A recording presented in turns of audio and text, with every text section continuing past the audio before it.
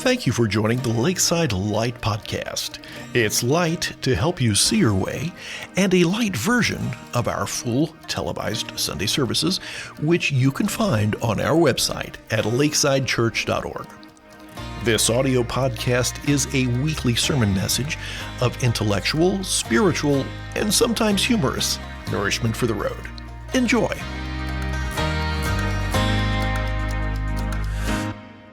Well, God, may the words of my mouth and the meditations of our hearts be acceptable to you, O Lord, our rock and our Redeemer. Amen. So have you ever been in a shipwreck?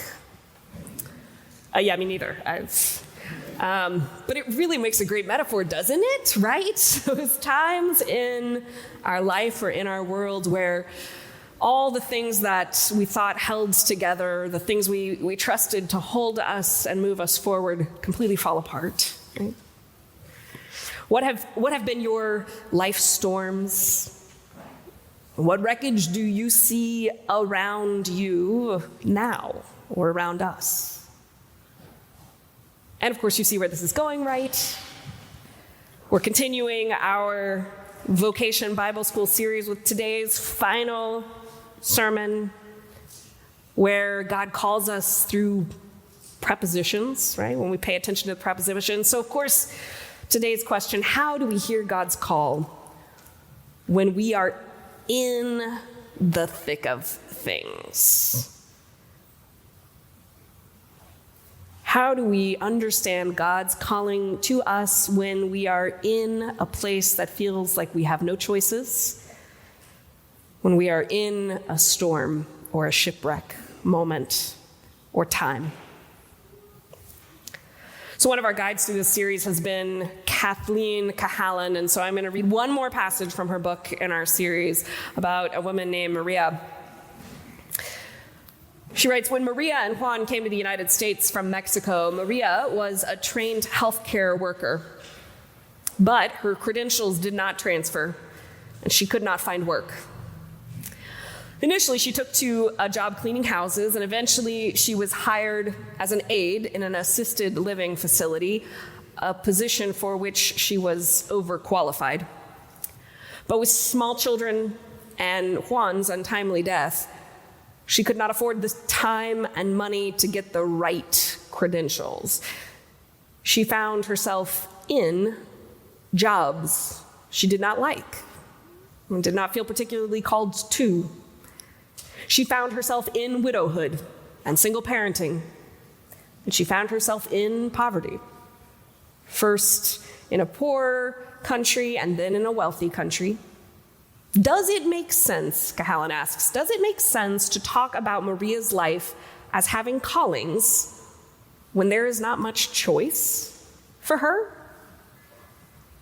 What is your experience of being in a situation where you had to reevaluate your sense of God's calling and God's purpose?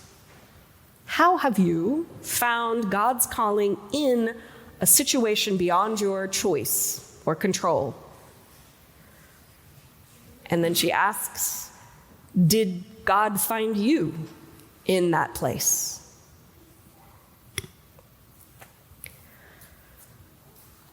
I realize matching today's theme with this story about Paul is maybe feeling a little left field, but Paul's stories are so rich with examples of hearing God's call. And as I've mentioned, throughout this series, this vocational discernment for Paul goes much deeper than just a lightning strike on the road to Damascus, that call story we hear from Paul. We talked about how Paul is called through Ananias a few weeks ago. But throughout Paul's story, we also know Paul is called as he is, even as someone who had originally persecuted Jesus' followers. We know that he is called with and alongside, like we talked about last week. In fact, in this story, it's told from the point of view of Luke, his companion in the call, the one who accompanied him throughout this journey in the ship and then to Malta. And then here we have this story of Paul trying to figure out how to be faithful in a moment that is much less about making big life choices and more about a mix of survival and courage and trust.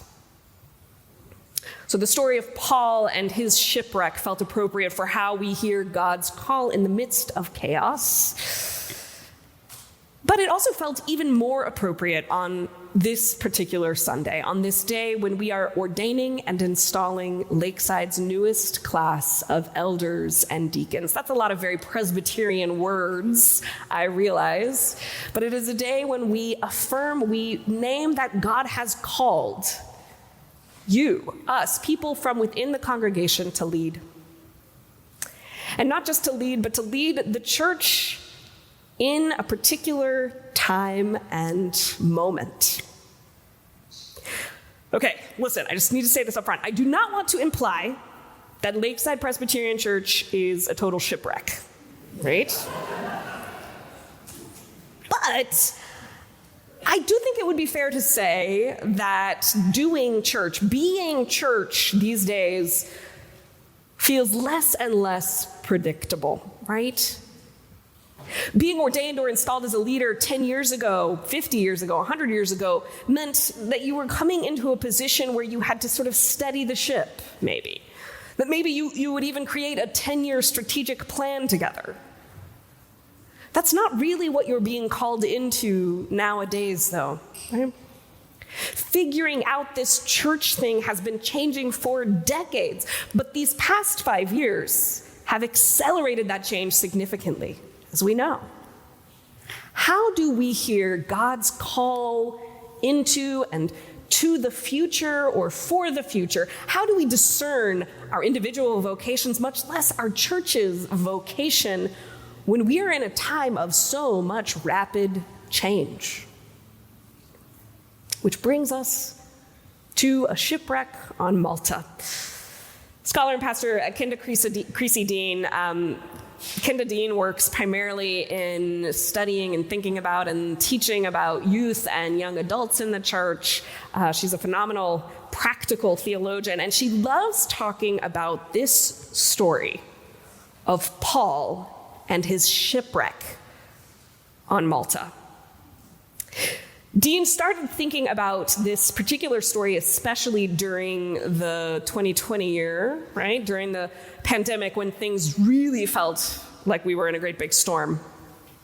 But the story then and now gives her a lot of hope.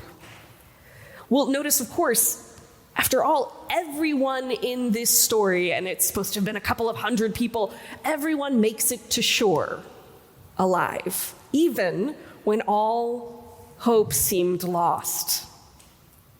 So if we look at this story, it can help us understand how to live in moments of change and seeming wreckage with an eye toward hope and what that will mean for the future.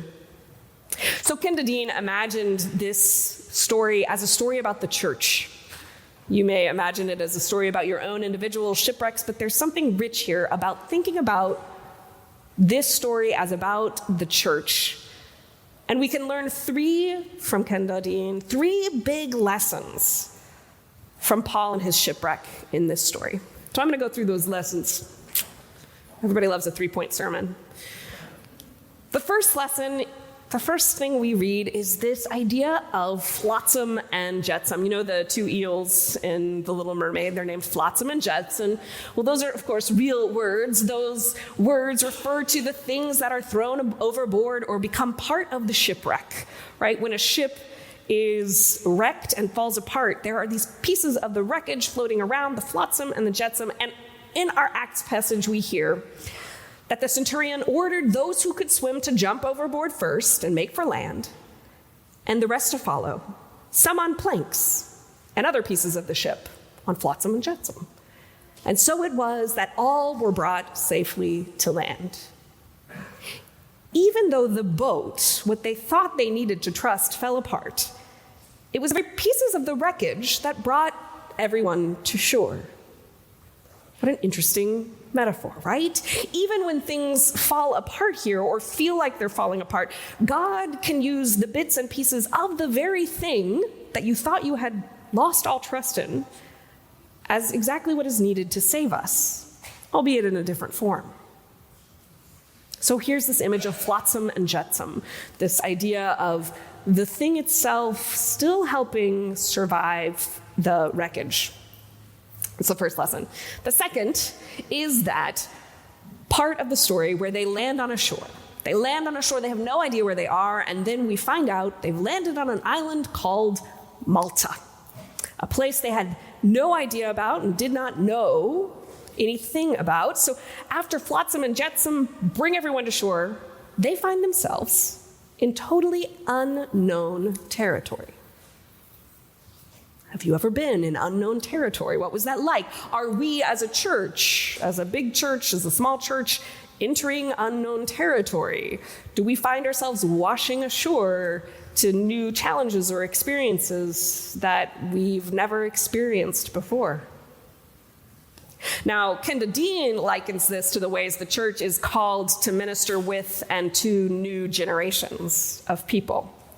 People who see ministry frequently and see God in really different ways.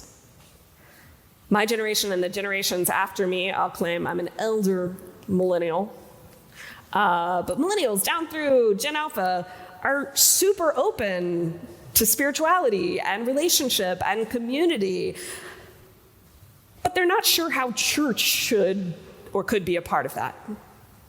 I always hate to sort of speak for all generations, granted, that's what studies show, right? But what does it mean to encounter new generations in new ways? Are there people in our world or in your life that feel like they're in a foreign land? They're Malta people. Maybe it clicks for you that we as a church are trying to figure out how to live in a land full of people from Malta.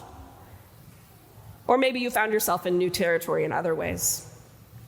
To which, point 3, Kenda likes to point out this third point following that. So she has visited Malta. Maybe any of you have, I don't know, but Malta is now, it's a small island and it's still going strong, and it is 95% Catholic. It has a long tradition of having been converted by Paul himself at the very beginning of Christianity. And so every year they have these festivals about how Paul saved Malta.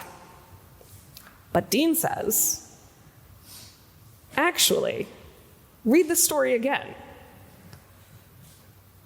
Maybe it would better be understood that Malta saved Paul. I chose these couple of verses in the next chapter, in chapter 28, where it says, the local people showed unusual kindness. Since it had begun to rain and was cold, they kindled a fire and welcomed all of us around it. So Kenda Dean says, when I read that story, it sure looks to me like Malta saved Paul. If that little island hadn't been there, who knows what would have happened? And I just think it's possible that maybe God is using this bizarre place that we find ourselves in now as religious communities, not to threaten us, but to save us. Maybe we've been going off the rails in ways that being in this new disorienting place allows us to strip ourselves of a lot of the trappings that we got so attached to, but actually maybe distracted us from what we were about.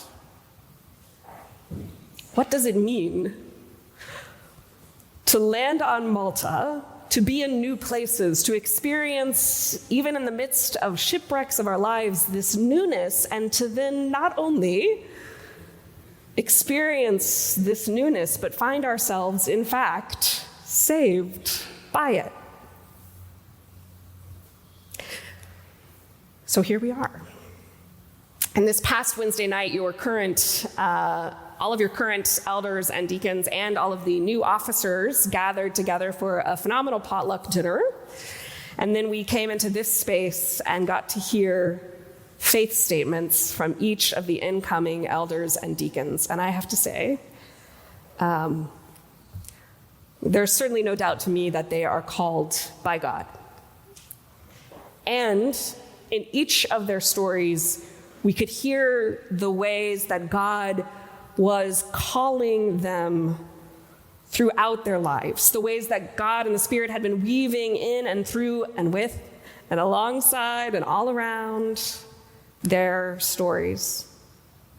So I can imagine no better way to end this series on vocation, on God's calling, than for us as a church to affirm the ways that God calls each of us and each of them and all of us into ministry together. So whether the path is clear or we find ourselves landing on new shores, whether we feel like we understand what we're being called from or to, or feel like we're in the midst of shipwrecks surrounded by flotsam and jetsam, at the end of the day, we know that God will be with us and that the call will be there. That God is within us and behind us and before us and beneath us to show us the way. Amen. The Lakeside Light Podcast is a copyrighted production of Lakeside Presbyterian Church.